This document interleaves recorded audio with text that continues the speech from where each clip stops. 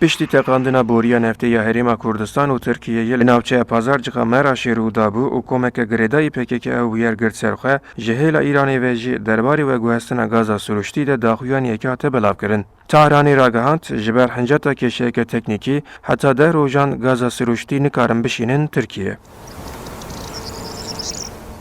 Li gor serbest Ferhan Sindiyê nivîskar ji ber gemaroyên navdewletî û encama hilbijartina dawiya li Iraqê ku ne bi dilê Îranê ye û bi mebesta dîzaynkirina siyaseta herêmê êriş û fişarên ji hêla Tehranê ve zêdetir dibin û ihtimal heye ku teqandina boriya neftê li Maraşê jî yek ji wan êrişan be. Devleta İmaratê Hûsiya êrişî wan kir bi drona.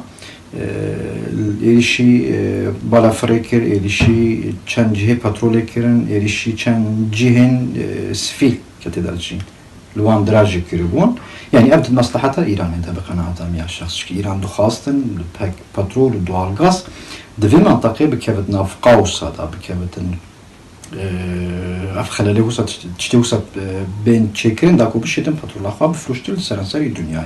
Ke hûn ji zanîn halê hazir embargo li ser wan nikarin bi şêweyekî li bihemberî xîza ancak dikarin gel devletên dîn petrolê bi ditwan tişta wergiritin.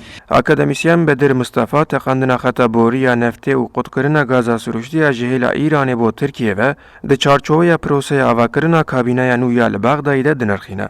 Li gorî wî siyaseta hewlêr li Bexdayê yanê nêzîkatiya Muqtedes Sadir, Partiya Demokrata Kurdistan û grûpên Sunnî ne di berjewandiya Tehranê de ye, loma bi êriş û rêbazên milîtarîst hewl tê dayîn kabîneya bê avakirin di kontrola Îranê de be.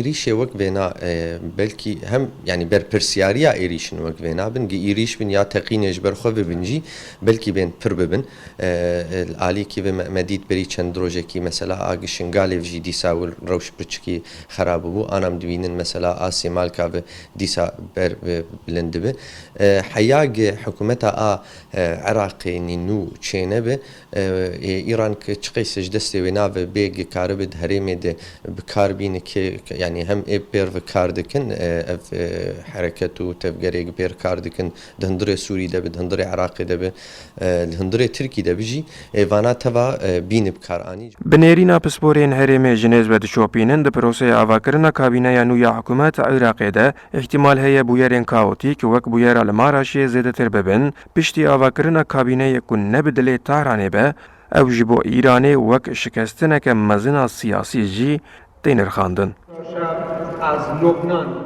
Ercan Kurdistan 24 İstanbul.